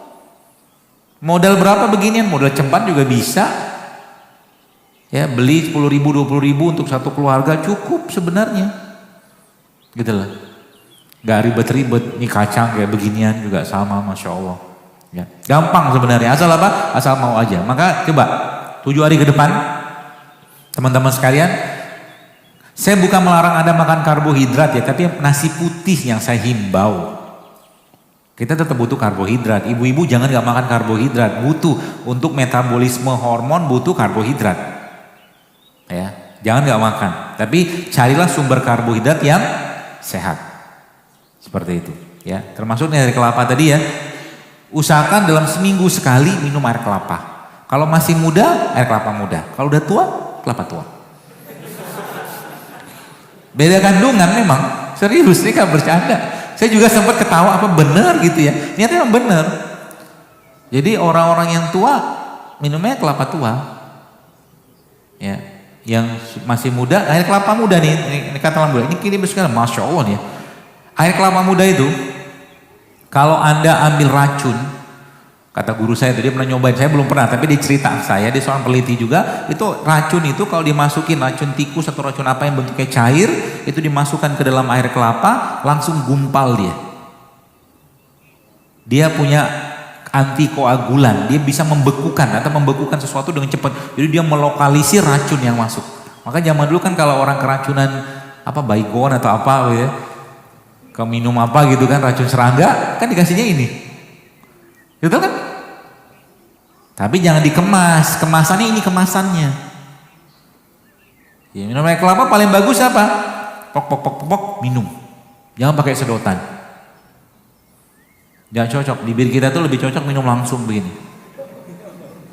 Iya, karena emang sedotan tuh, saya pernah baca gitu, ada seorang dokter THT apa cerita gitu, emang gak cocok buat kita. Jadi jangan sering-sering minum pakai sedotan. Gitu loh. Minum kayak begini jangan pakai sedotan, minum langsung bismillah. Contoh minumnya, tahu juga sih. Ya gitu ya teman sekalian. Nah, lalu yang selanjutnya apa? Selanjutnya, kita sampai jam berapa ya? Sampai 12. Apa sampai subuh? Bentar lagi lah ya. Sekarang mau ke Malang lagi. Kemudian selanjutnya teman sekalian, ada lagi yang perlu Anda pahami. Kita itu karena manusia, kita ini makhluk hidup. Maka hidupnya kita itu harus mengkonsumsi yang hidup-hidup juga. Yang hidup itu dari mana? Ini. Wortel gini kan. Ini hidup nggak? Hidup dia. Ya. Kapan waktu makan wortel yang paling baik atau makanan kayak yang paling baik? Saat baru dipetik. Petik, makan, petik, makan. Jadi makanan yang dipanaskan berulang-ulang sebenarnya udah gak sehat. Ya sehat ya. Kepala, kelapa aja, udah malam. Ini kan berharga banget. Itu kadang-kadang saya mentadaburi ini, saya bilang Masya Allah, Allah tuh maha baik gitu ya. Ini kan kelapa ini kan steril loh. Air dengan tingkat tonisitas yang sama kayak cairan kita. Kayak Anda minum cairan isotonik gitu, ini kelapa nih. Allah melindungi dia karena apa? Dia asam. Asam itu dia nggak boleh kena udara, maka Allah lindungi dengan pembungkus yang sangat kuat. Masya Allah, jadi kita melihat ini aja udah, ya Allah maha baik engkau gitu kepada kami. Ciptakan kelapa. Dan kau bilang antara kelapa sama ini kan gak ada pembungkusnya. Mana lebih banyak mana? Banyak mereka ini. Jadi setiap sesuatu yang Allah ciptakan lebih banyak, makanlah itu. Antara sayuran, buah-buahan sama daging, banyakkan mana? Banyakkan sayur dan buah-buahan dengan daging. Maka memang sejatinya kalau mau sehat kembali ke mereka-mereka ini. Ini yang kita sebut dengan living food, makanan hidup. Ada fitonutriennya, ada enzimnya, ada seratnya. Masya Allah, lengkap semua di sini. Ya, pagi-pagi misalkan ada, pagi-pagi itu bisa diubah teman-teman sarapannya ya, dengan cara mengkonsumsi living food. Contoh nih ada misalkan ada apel. Gampang sekali sebenarnya. Anda ambil apel kayak begini. Biasanya sih ada yang bantuin. Enggak kedengeran ya. Biasanya kajian saya itu ada yang bantuin. Biasanya. Biasanya begitu. Enggak apa-apa. Contoh ini ya. Anggaplah mana tadi? Apa tadi? Mangkoknya tadi mana? Oh belum dihabisin. Ini contoh aja ya. Misalkan saya ambil ini ada apel ya. Kemudian ada timun. Ya, kemudian tambah lagi ada apa ya? Nih, ada bengkoang. Dokter kok kayak tukang ujak gitu kan? Saya dari mahasiswa dulu memang suka masak. Karena memang menantu yang baik itu yang pintar masak katanya. Masak itu pakai hati, bukan pakai takaran. Tanya ibu, mau bikin sup ditimbang, jahenya sekian, cengkehnya sekian. Tapi kalau lagi bete dia, gak bakal kerasa tuh sup. Rasanya hampa. Tanya ibu-ibu. Betul gak bu? Gak ada nyaut. Jarang masak. Nah modal begini aja bu sekalian. Termasuk ini. Jadi kalau kita mau lihat seorang itu biasa masak atau tidak, dari potongan jeruknya. Caranya gimana? Jadi kalau dia gak biasa masak, saya mau perlu jeruk nipis buat diperes, dia akan potong kayak begini. Ini butuh tenaga ekstra pak. Tapi kalau dia biasa masak, dia akan potong kayak begini. Jeruknya ini. Nah, motongnya kayak begini. Kayak abang soto itu loh. Lalu ini kayak begini kan, simpel kayak begini, kasih. Sep. Terus kasih apa? Kasih madu.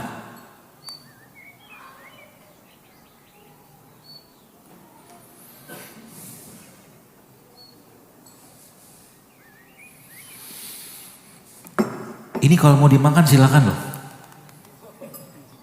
Kasih aja, nggak dimakan juga.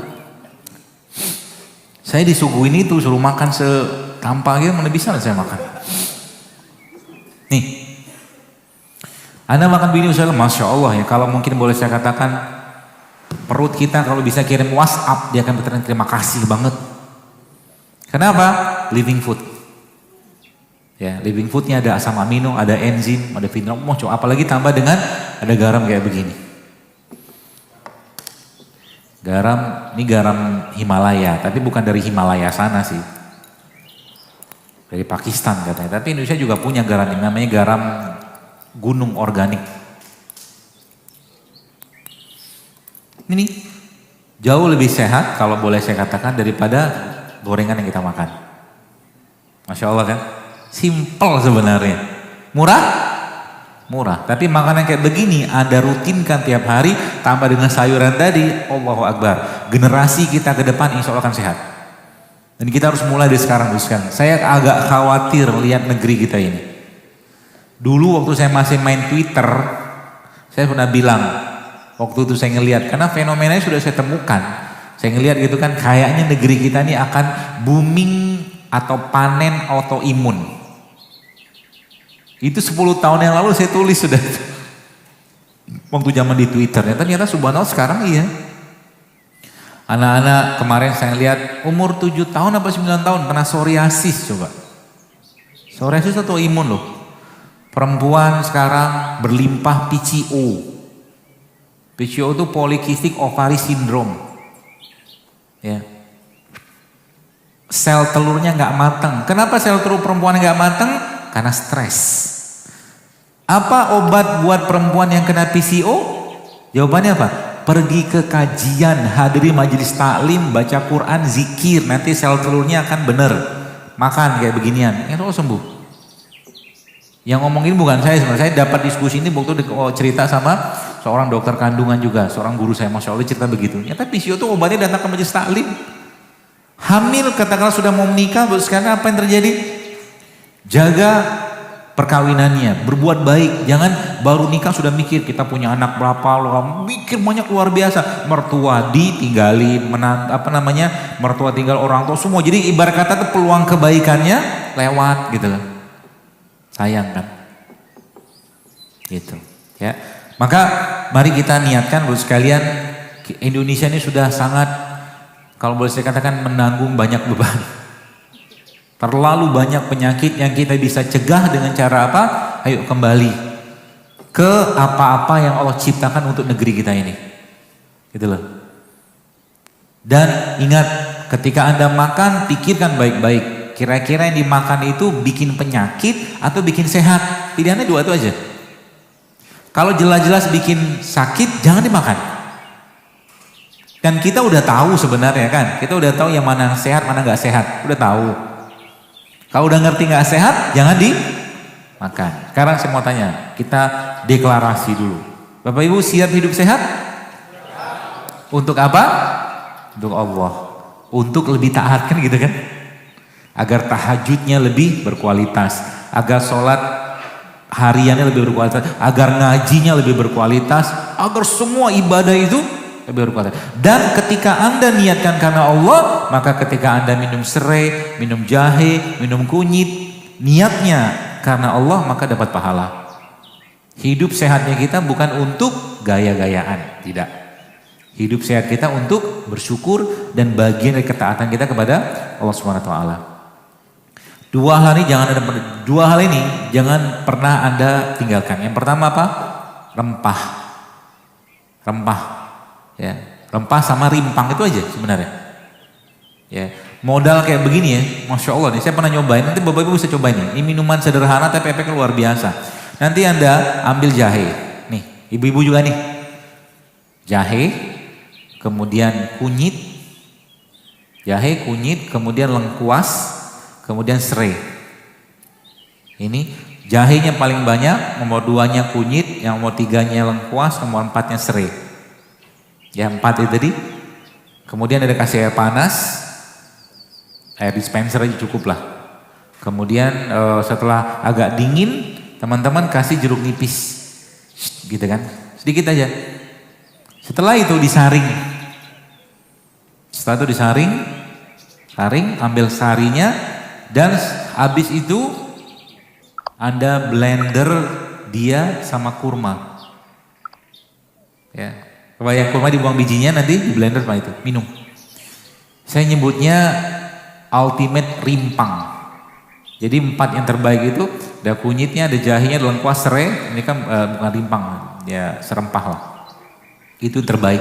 Apa efeknya? Antioksidan ada, buat pencernaan ada, buat otak ada, buat jantung ada. Kapan minumnya? Saat tubuhnya istirahat. Malam. Mau tidur, minum itu. Karena malam adalah waktu terbaik untuk tidak banyak makan. Jadi malam-malam kayak begini sudah pada makan belum? Jangan makan. Bagus kalau usah makan. Karena kan malam adalah waktu tidur. Wa ja'alnal laila libasa. Dan kami jadikan malam sebagai waktu istirahat. Kecuali memang nggak makan dari pagi ya. Silakan makan. Tapi kalau sudah makan, gak usah makan lagi malamnya. Apa yang harus Anda kerjakan? Restorannya sudah tutup. Bahasa saya itu restoran kita udah tutup nih. Kerjaannya staf di restoran sekarang bersih-bersih restoran. Oke? Bersih-bersih restoran. Kalau mau bersih-bersih, bekali petugas restoran yang bersih-bersih tadi dengan alat pembersihnya. Alat pembersihnya mereka apa? Ini salah satunya tadi. Rempah tadi. Jadi sebelum tidur minum itu dulu, Masya Allah. Efeknya nanti apa? Tidurnya akan pules dan jangan lupa zikir sebelum tidur. Selanjutnya apa lagi?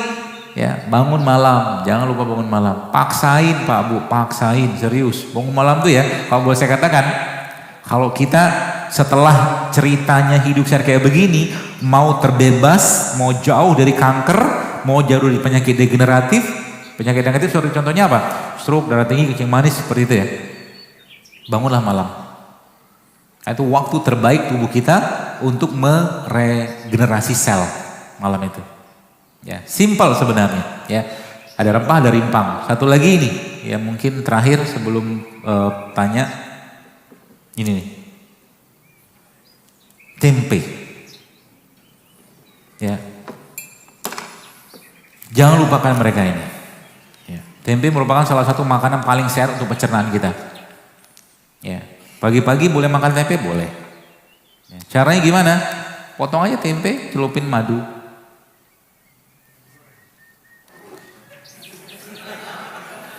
Baru juga dibahas.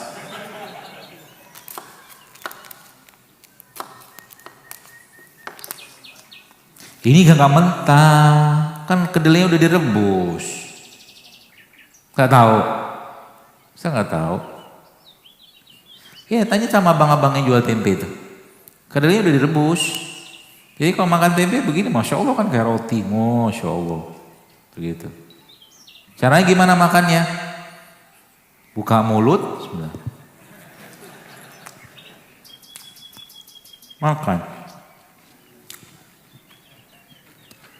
Emang enak? Emang muka saya sedih? Nih Pak, makan Pak. Ini antum cobain, dahsyatnya tempe.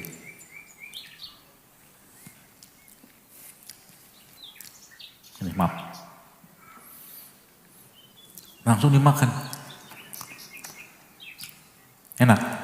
Enak. Serius? Gak bersalah gitu kan? Madu Sumbawa, bukan madu Yaman. Yaman? Gak tahu? Pokoknya madu lah. Madu yang baik apa? Madu yang baik itu madu yang sanatnya jelas, rawinya jelas, matannya jelas. Itu ya. Ada probiotik, ada rempah, ada rimpang, ada fitonutrisi, sehat insya Allah, tenang aja. Jadi kalau kita bilang, mungkin sekarang kalau kita udah mulai oh ternyata masalah di badan saya selama ini apa? Rempahnya nggak ada, rimpangnya nggak ada, probiotik nggak ada, prebiotik nggak ada, sayur jarang, air jarang. Sekarang kenapa perempuan-perempuan sekarang banyak masalah di pencernaan atau reproduksinya? Gimana nggak? Masalah? Ya. Wanita-wanita itu sekarang kalau boleh saya katakan, kenapa menstruasi mereka, jadi ibu-ibu dengar baik-baik katakan, menstruasi pada perempuan gak boleh sakit normalnya, kalau sakit sedikit aja, gak boleh terlalu lama, ya, terus gak boleh berlebihan jumlah darahnya, gak boleh, kalau mens aja, ya insya Allah seperti itu. Caranya gimana? Terutama makanan-makanan yang berbasiskan tepung dikurangi deh perempuan. Nah, itu salah satu biang utamanya lah. Ya. Kalau Anda tanya sama ibu-ibu itu apakah mereka makan tiap hari, belum tentu makan loh. Makan bahasanya kita ya, ada nasi, ada apa, tapi baksonya, mie ayamnya kan tepung semua kan? Kan begitu. Akhirnya apa? Bermasalah. Caranya gimana? Tadi salah satu resepnya. Makanya kalau teman-teman baca, saya kemarin agak surprise, agak kaget juga, Masya Allah. Waktu saya survei di Instagram itu. Berapa orang yang berhasil hamil itu. Itu kan komennya ada 5.600 komen loh itu. Dan itu ilmu semua. Ada yang 10 tahun gak bisa hamil, macam-macam loh. Waktu saya baca, Allahu Akbar, ternyata semudah itu ya.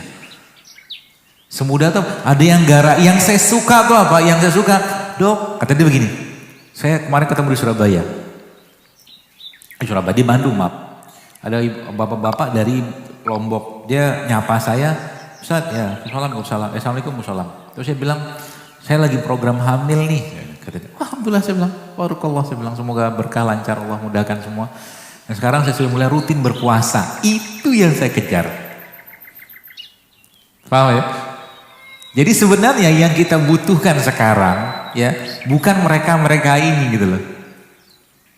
Sering saya bilang, orang-orang yang ikut program bayi tabung boleh, saya bukan dilarang, saya juga nggak bisa melarang juga. Tapi pernahkah kita berpikir gitu kan untuk apa? Bayi tabung katakanlah sekian puluh juta, 100 juta misalkan. Cobalah dana itu juga disedekahkan kepada orang-orang miskin. Pondok pesantren, minta sama mereka didoakan. Nah sekarang kita tuh butuh kayak begitu sebenarnya.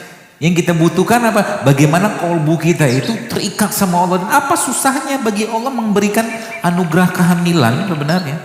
Masalahnya apa? Masalahnya udah sakit, udah belum dikasih keturunan, tahajud males, ya, duha males, baca Quran males, sama Allah nggak beradab atau kurang beradab gitu loh. Gimana Allah mau kasih? Gitu loh. Sama badannya pun kurang beradab. Kurang beradab itu maksudnya apa? Lebih banyak menzolimi badan gitu loh. Sampai kapan mau kayak begitu? Sayang Pak Bu. Ya. Benar, dengan atau tanpa hidup sehat kita akan mati. Benar. Tapi bagi saya pribadi, saya mau cari peluang-peluang pahala. Ya, dengan kita sudah tahu ilmunya sedikit, caranya gimana? Ya, jaga badannya. Sehingga nanti ketika makan-makan beginian, minum beginian diniatkan karena Allah, dapat pahala kan? Dapat pahala lagi. Apakah dengan itu kita tidak mati? Tetap akan mati, tenang aja. Ya, pasti mati kan? Gak usah apa bahasa saya itu? Yang gak usah berlebihan juga. Nanti pada akhirnya yang kita butuhkan nanti bagaimana makanan-makanan sehat ini kita makan secukupnya, sisanya kita kasih orang, itu nanti yang kita lebih butuhkan. Anda makan semangka satu potong, gak bisa juga makan satu kan? Makan satu potong, dua potong, sisanya kasih ke orang. Dan itu nutrisi yang terbaik untuk kita. Sedikit aja makan. Gitu loh teman-teman sekalian. Dan itu memang butuh dibiasakan. Ya termasuk sedekah ya. Sedekah itu kan suatu makanan hati yang paling baik. Makanan tanda kutip ya, nutrisi kolbu yang paling baik itu memang sedekah salah satunya. Di luar Quran. Quran itu memang luar biasa. Ya. Jadi semua syariat yang Allah perintahkan dalam Al-Quran atau mungkin dicontohkan Nabi SAW, semuanya menyehatkan. Tapi kita tidak melakukannya untuk sehat. Kita melakukannya karena ketaatan dan kewajiban, itu aja. Ya, sholat aja kalau dikerjakan dengan baik itu alhamdulillah, masya Allah, efeknya luar biasa ke badan. Ya, seperti itu. Baik, saya kira mungkin mudah-mudahan dapat gambaran ya seperti apa ke depan, dan saya harap ya apa-apa yang saya sampaikan ini dipraktekin gitu loh. Ya, siap dipraktekin? Bukan karena saya, bukan untuk saya, bukan untuk Anda juga, tapi untuk Allah. Itu aja. Di negeri kita ini mudah-mudahan dengan ini beban pemerintah, beban Departemen Kesehatan bisa berkurang kan? Ya. Ada bayangkan kalau setiap hari kita kembali kayak begini, insya Allah kan jauh lebih baik ke depannya. Ya. Setiap ada kajian-kajian seperti misalkan ya ada bazar-bazar sehat di luar sana, masya Allah. Ya, lebih baik. Baik, kita coba. Saya ingin bertanya, bagaimana cara meningkatkan berat badan tapi dengan makan yang sehat? Karena tadi ada himbauan tentang nasi putih. Ya nggak ada hubungan sih ya. Maksudnya kalau mau nambah berat badan ada hitungannya. Saya bukan ahli dalam hal itu, tapi secara umum waktu saya pernah tanya ke seorang personal trainer lah ya, dia ahli gizi juga, dia katakan ya menaikkan atau meningkatkan protein sama karbohidratnya, kata dia begitu. Tapi itu ada hitungannya tuh. Ya, nanti coba tanya teman-teman yang memang berkecimpung di situ. Ya, artinya kalau memang mau menaikkan berat badan, protein itu contohnya apa? Ya ada ikan-ikanan itu kan protein. Tadi apukat tuh protein. Apakah buah yang sudah dibuka lalu tidak habis masih bisa dimakan besok paginya? Bisa, asal tidak dimakan tikus. Maksudnya itu bisa-bisa aja. Cuman kalau kayak begini, coba teman-teman ya, ini buah kayak begini. Kan udah kebuka, Allah menciptakan mereka pelindungnya. Kan gitu, pelindungan di kulitnya ini. Semakin kuat kulitnya, biasanya ya, semakin tebal dia, maka biasanya semakin berharga isi dalamnya. Cluenya coba gini. Manggis itu kandungan antioksidannya yang pertama ada pada kulit ininya nih. Kulit lembutnya nih. Kemudian ada pada bijinya dan pada dagingnya. Makanya ada produk yang menjual ekstra kulit manggis itu kan emang tinggi, dia semakin dalam. Kayak tadi air kelapa tadi kan berharga banget tuh air kelapanya. Kalau ini kan masih tipis ya, tidak setinggi beliau ini. Ya. Jadi kalau belikan tanya buah-buahan itu boleh nggak dimakan kalau sudah dibuka? Boleh, tapi pasti akan teroksidasi dia. Pasti akan terus. Tanda teroksidasinya apanya? Kayak ini aja, misalkan kelapa kayak gini kan, atau mungkin ya ini kan udah teroksidasi nih. Awalnya kan putih nih kelapanya, dagingnya kan, daging luarnya itu kan. Ketika kena oksigen, oksidasi dia. Sama kayak begini, lama-lama dia akan kering.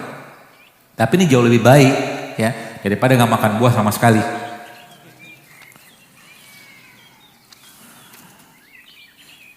Assalamualaikum, waalaikumsalam. Saya sulit menjaga wudhu karena mudah buang angin. Makanan apa yang saya harus hindari? Sudah tadi kan, yang 4 tadi itu. Kalau sering buang angin, ya dipanaskan perutnya dengan cara ya minum jahe. Sering-sering minum jahe, sering-sering berjemur, dan mau olahraga, keringetin badannya. Insya Allah akan terbuang. Bagaimana dengan bahan-bahan makanan dibilang tidak cocok dengan golongan darah tertentu? Wallahu alam, kalau saya tidak mengandut pemahaman itu sih ya.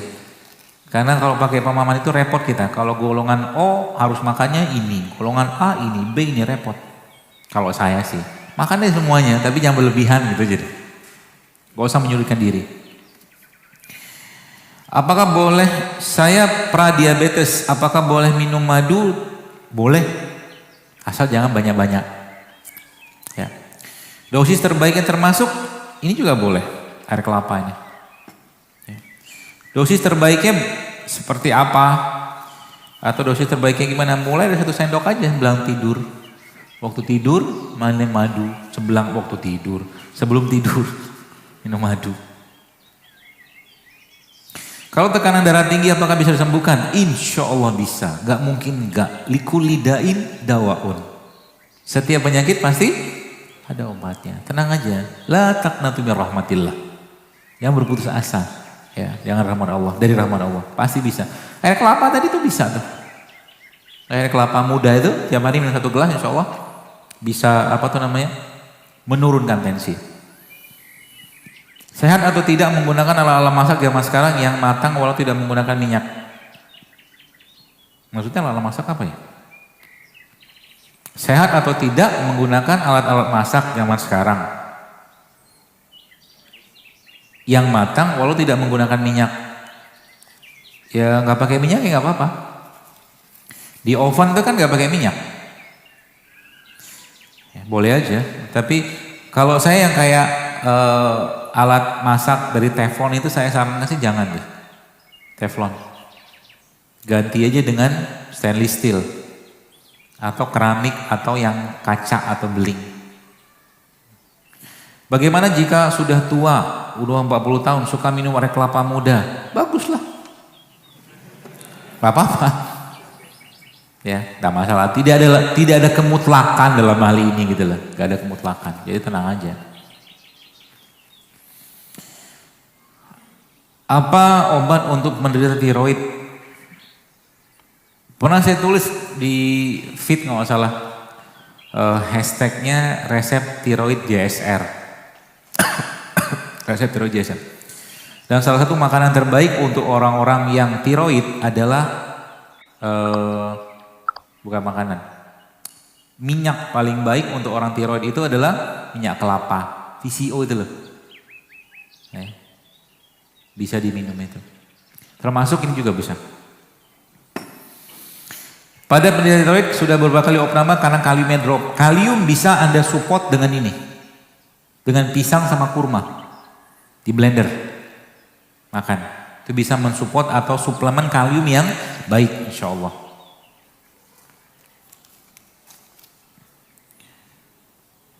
Saya sudah dari tahun 2002 sampai sekarang tidak bisa makan nasi. Apakah tidak apa-apa? Gak apa-apa. Asal jangan tidak makan karbohidrat. Kan yang saya tadi bilang kan nasi putihnya. Tapi kalau yang lain karbohidrat yang sehat silakan aja, gak masalah, insya Allah baik-baik aja. Saya menikah 1,5 tahun, ingin punya anak tapi ternyata saya divonis dokter hidrosalving atau saluran buntu. Apa doa herbalnya? Ada, baca di tulisan saya itu, yang survei itu ada situ. Bagaimana dengan sayuran yang kita makan langsung dengan proses penanaman yang banyak bahan kimianya? Ya cuci dulu, ya pakai baking soda itu lah. Ya. Atau kalau enggak bagi teman-teman yang pernah ikut atau sudah follow Telegram saya, di situ saya ada ajarkan tentang cara membuat ekoenzim. Ekoenzim itu bahannya semua yang kita ambil dari kulit-kulit buah-buahan ini. Ya, itu kita bisa fermentasikan dan itu bisa untuk cuci-cuci. Ya. Nanti Mbak lihat di Telegram, judul Telegramnya Telegram Official JSR. Itu saya jelaskan dengan sangat detail. Ada ekoenzim, ada klasik enzim, itu bisa dipakai. Saya sudah menikah 9 tahun belum punya pembuahan, pernah berdarah waktu menstruasi selama 2 tahun dan alhamdulillah normal kembali setelah akupuntur dan bekam, tapi sudah 3 bulan tidak menstruasi. Setelah mengikuti resep dokter, alhamdulillah menstruasi kembali. Yang saya mau tanyakan, resep untuk melancarkan haid atau melancarkan dan makanan rimpang apa yang bagus? Itu ultimate kunyit itu loh. Ultimate kunyit itu isinya kunyit, serai sama jeruk nipis. Itu dibikin tuh. Jadi ternyata kunyit ketika ketemu serai, ketika ketemu jeruk nipis dikasih madu, ini gabungan 3 jenis tumbuhan yang sangat tinggi antioksidannya. Ya, dan sangat baik untuk memperbaiki reproduksi. Jadi kunyit, jeruk nipis sama serai. Ya, bapak-bapak tuh bisa minum juga tuh. Ya, bisa minum itu.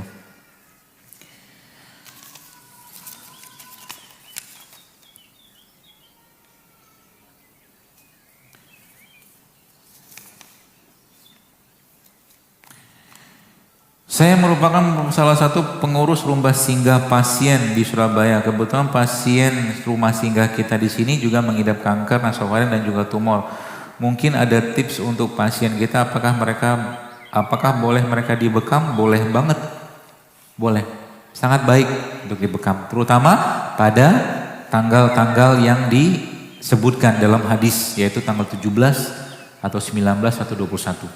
Ya, tapi berbekamnya yang baik ya, jangan berbekam yang yang secara peralatan secara nggak higienis, nggak steril. Ya, saya juga berharap Ustadz bisa mengisi acara kita untuk rumah. Ya, insya Allah, amin. Di Bandung ada satu rumah singgah kanker juga, ya rumah singgah kanker juga. Itu subhanallah ceritanya tuh unik. Ya, jadi pas saya ngisi taklim di sana, di tablik akbar di masjid Al-Latif atau apa gitu.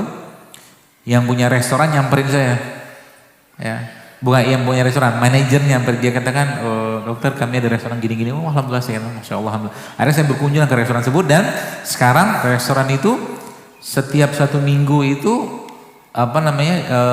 dia bikin minuman rimpang dari kunyit itu loh, untuk disedekahkan ke rumah kanker itu.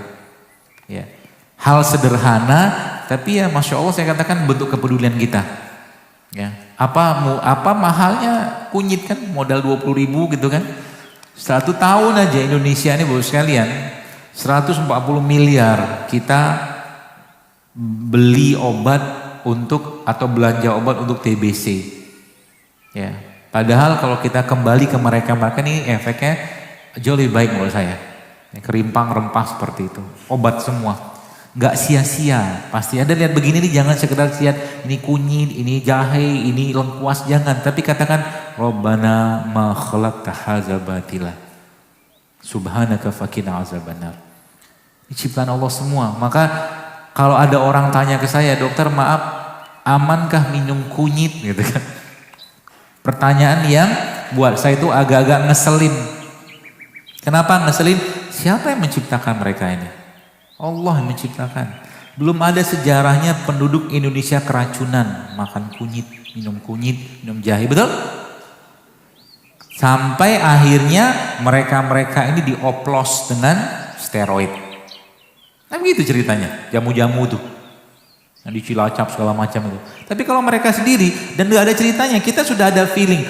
Kunyit tuh Bapak sekalian, kita bicara kunyit saja, subhanallah ya. Kalau nggak berlebihan, aman insya Allah. Dan kita udah takarannya tahu, udah ngerti lah. Gak juga kita sehari itu minum 1 kilo, setengah kilo kunyit kan paling sejari, seruas, 2 ruas gitu-gitu aja sebenarnya.